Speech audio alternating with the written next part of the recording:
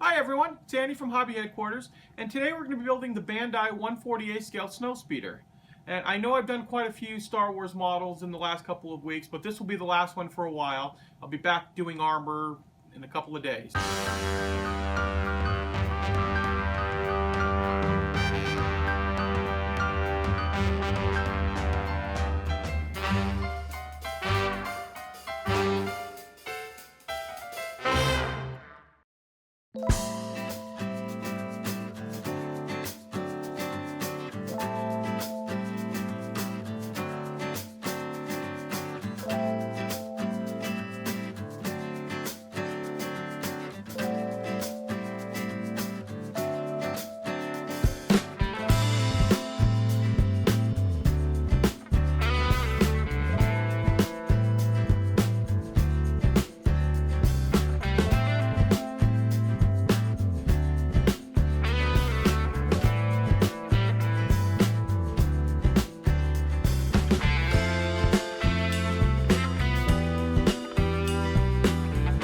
Okay, as we start building right here, I just want to touch base one more time on a kind of a touchy subject with some people, and it's the background music. Some of you guys absolutely love the classical music, some of you don't. When I put my other X-Wing fighter one on the other day, I had some other music on there, and within 10 minutes of putting it up, right away, YouTube came back with copyright protection stuff, even though I pulled it off of their website. So I just decided to go back to get that video out using, the tried and true classical music. I am going to mess around with a few other things from time to time, maybe flip-flop it. One time classical, the next time some other type of music. That way, hopefully everybody will be as happy as I possibly can make them. Now, what I'm doing on this part of the kit is I'm actually just dry fitting everything together. I wanted to see how all the parts were going to work together and see if there's going to be any major gaps or anything. I am going to take it all apart in a few minutes here to actually do the painting.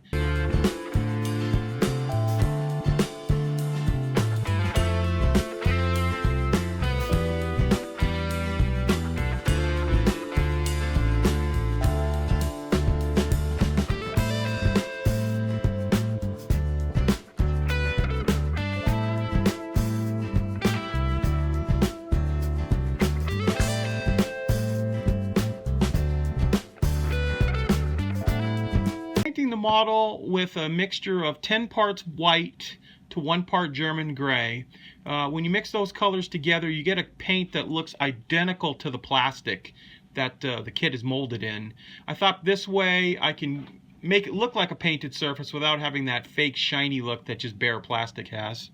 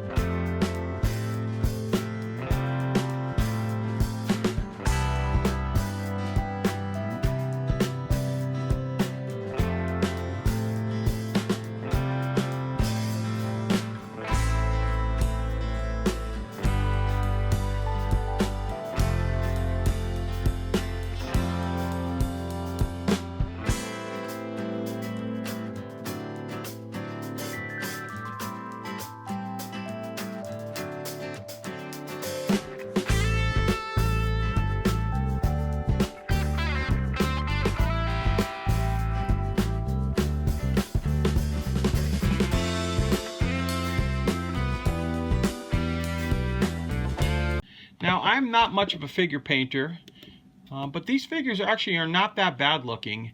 And with a little bit of work, you can kind of go through them and get them looking pretty decent. One other thing too, I'll point out the cockpit on this. I'm actually going to use the cockpit glass on this because it's big and wide. A few other people have commented, how come I don't put the cockpit glass in some of the other Star Wars kits? Well, in the original Star Wars, they were actually filmed without glass inside the cockpits a lot of time because you get reflection back. And that's why Bandai gives it to you both ways. You can do it either with or without the cockpit glass. I think if you don't put the cockpit glass in, you can usually see the interior and the pilots a little better. These are such a big open area that I decided that you can still see them really well and any detail that I put inside. So this will have glass in the cockpit.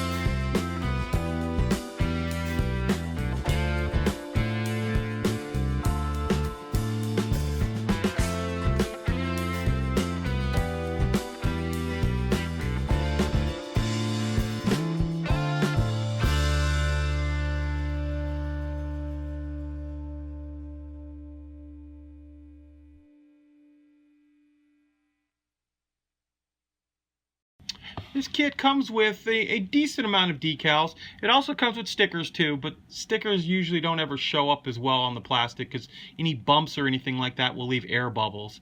But the decals look really nice. There's quite a few of them. Not all of them are probably necessary, but I'm going to put the majority of them on this kit.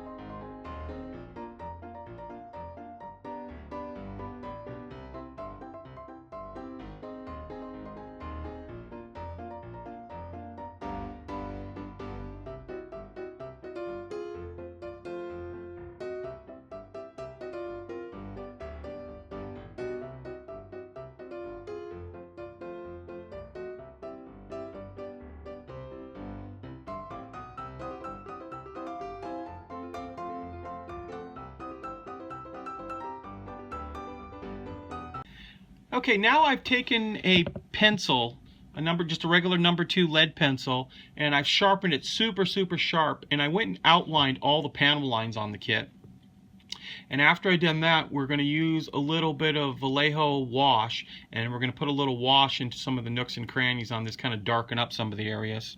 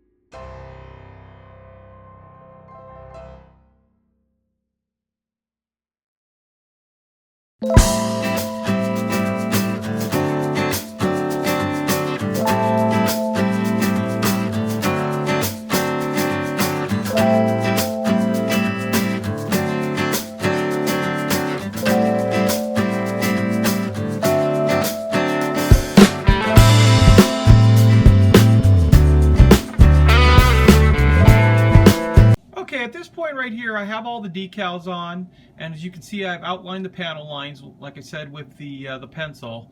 And now I'm going to spray the entire model with a dull coat. Now you also notice that I've taken the glass out because we don't want to get dull coat on the glass, but we'll pop that back in after we do a nice couple of coats of dull coat on it and flatten out all the surfaces.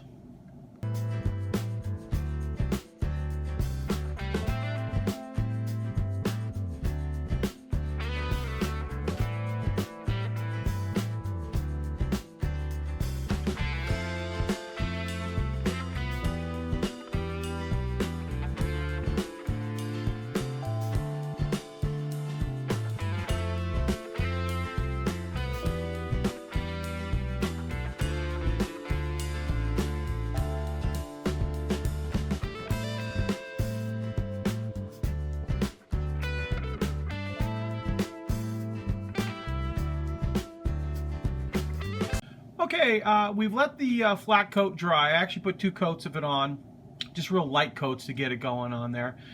Then I've taken a little XF16, the flat aluminum, and did a little dry brushing over most of the edges just to make things pop a little bit. And the final thing I did was I took Tamiya's Weathering Master, their soot, which is kind of like a black color, and just did some of those brush streaks, the burn marks and stuff, just streaks going across, and then also hit some of the high points too, just to make things pop a little bit. Overall, I thought it was a great kit, went together like all the Bandai kits do, no problems at all.